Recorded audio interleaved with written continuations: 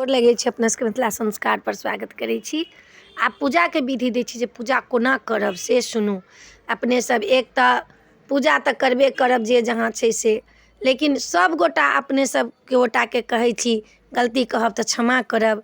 सूतऽ के आ जागऽ के पहिले नियम बनाउ। अपने सब सुतनाइ सवेरे आ जगनाइयो सवेरे, सूर्य उदय से पहिले जागब तऽ बड्ड महत्व होइ छै। आ जखने से लोक नहाय छै तखने से ई व्रत होइ छै।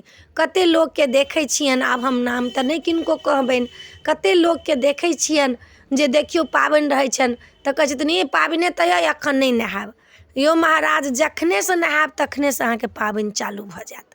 अहाँ सूर्य उदय से पहिले नहा लिअ, 6 बजे नहा सोना कऽ पूजा कऽ लिअ। महादेवके मन्दिरमे जाउ, महादेवके मन्दिरमे जाकऽ सब तरि जलढौरी कहै छियै एहि दिनके सेहो जल चढ़ाउ, भोला बाबाके बेलपत्र चढ़ाउ। बेलपत्र जे चढ़ायब तऽ बहुत कष्टमे छी, बहुत होइए जे काज बनल बिगड़ि जाइए तऽ एकटा बेलपत्र नीक लऽ लेब, खण्डित नहि, खण्डित बेलपत्र नहि, कतहुसँ फाटल चिटल नहि, कतहुसँ ओहिपर चक्र मारल नहि। बीचके पातपर से कनिक चन्दन लगा देब आ एकटा चाउरके दाना धऽ लेब आ तखन महादेवके चढ़ा लेब। एहि दिनके चतुर्दशी दिनके महादेवके जे अहाँ ई जे बेलपत्र चढ़ायब तऽ अहाँके लाख गुना अहाँके कष्टमे पड़ल रहब, अहाँ विपत्तिमे पड़ल रहब, सबमे से उबरि जायब। आ जे गोटा जे कहै छी नहि जे हे पूजा नहि करै छी महादेवके, जे चतुर्दशी अइ ताहि दिनमे ललका रोली, ललका चन्दन जे होइए, श्रीखण्ड अइ तब तऽ आरो नीक, ललका श्रीखण्ड नहि तऽ ललका रोली आ मध मिला कऽ भोलेनाथके सिरपर जे मलि देबनि चतुर्दशी दिन, जिनका बहुत तामस अबै छनि, जिनका सत्संग नहीं छूटै छनि, दारू शराब जे पीबै छथिन, हुनका ई सब दूर भऽ जेतनि जे श्रीखण्ड चन्दन आ मध लऽ कऽ महादेवके सिरपर जे मलि देबै एहि चतुर्दशीके, नरक निवारण चतुर्दशीके।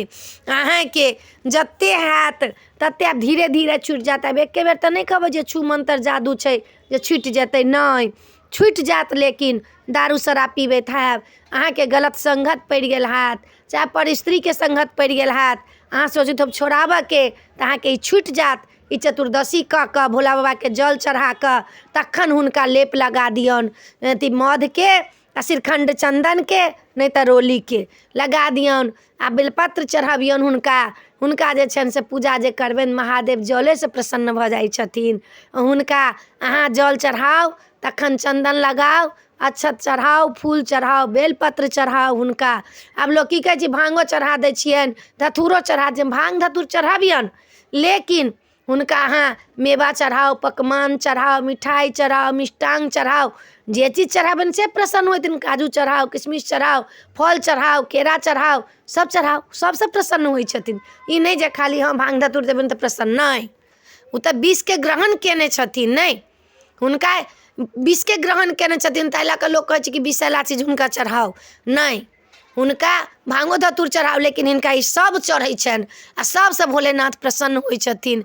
भोलेनाथके प्रसन्न दूध चढ़ाउ, दूध लोक की कहै छै बर्बाद करै छै, नहि, दूध जे चढ़ै छनि हुनका से जखन लोकके कहै छी कि जे कोनो बरसात एहन होइ छै चैत बैसाखके, लोक कहै छै दूधो खरापी होइ छै, गाय रहै छै खराब चरने तऽ ओ दूधो खराब होइ छै। ताहि लऽ कऽ महादेव कहलखिन हमरा ऊपर पहिले चढ़ा लेब तखन अहाँसब ग्रहण करब। ताहि लऽ महादेवके दूध चढ़ै छनि तऽ दूध चढ़ऽमे बड्ड फल छै, ई नहि छै जे नहि फल छै। ईसब चढ़ा कऽ आउ, बैर चढ़ा दियौन हुनका, कैला तऽ बैर चढ़ै छनि एहि दिनमे, शिवरातिमे आ चतुर्दशीमे बैरो चढ़ै छनि। चढ़ा कऽ नहा सोना कऽ पूजा पाठ कऽ कऽ आउ, जिनका पढ़ऽके छनि शिव पुराण पढ़ऽके छनि, शिव चालीसा पढ़ऽके छनि से पढ़ि लेत। एकर बाद घरपर आबि कऽ अपन पूजा पाठ सब कऽ लिअ। लहसुन प्याज एहि दिनमे नहि खाउ आ ब्राह्मण भोजन करायब। ब्राह्मण भोजन लोक करबै छै, चतुर्दशीके रातिमे लोक ब्राह्मण भोजन करबै छै।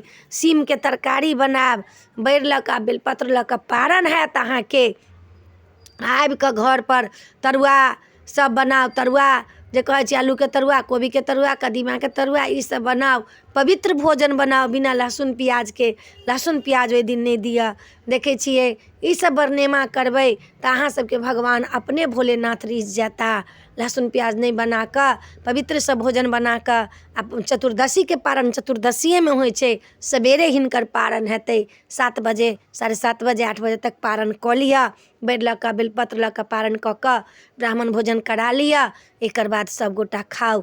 ई जे छै चतुर्दशी व्रत से बड़ा धूमधामवला व्रत छै। बड़ा नीकसँ लोक करैए, बड़ा नियमसँ करैए, निष्ठासँ लोक करैए। दिन भरिके पाबनि छै तऽ सब गोटा कऽ लेब। तऽ वीडियोमे इएह अइ। अपने सबके नीक लागत माता गौरीके अहाँके चढ़ाबऽके अइ तऽ अहाँ लहठी चूड़ी सिन्दूर बिन्दी सब चढ़ाउ। आ तखन माता गौरीसँ अहाँ प्रार्थना करू कि हे माता गौरी अहाँके महादेवके प्रसन्न कऽ कऽ अहाँ महादेव वर मङ्गलहुँ हँ। हमरो सबके मनके कामना पूरा करू, हमरो सबके मनके बात पूरा करू। आइ अपने सबके एहि वीडियोमे इएह अइ। नीक लागत अपने सबके तऽ चैनलके सब्सक्राइब करब, लाइक करब, कहऽके नहि बिसरब। जय मिथिला, जय माता जी।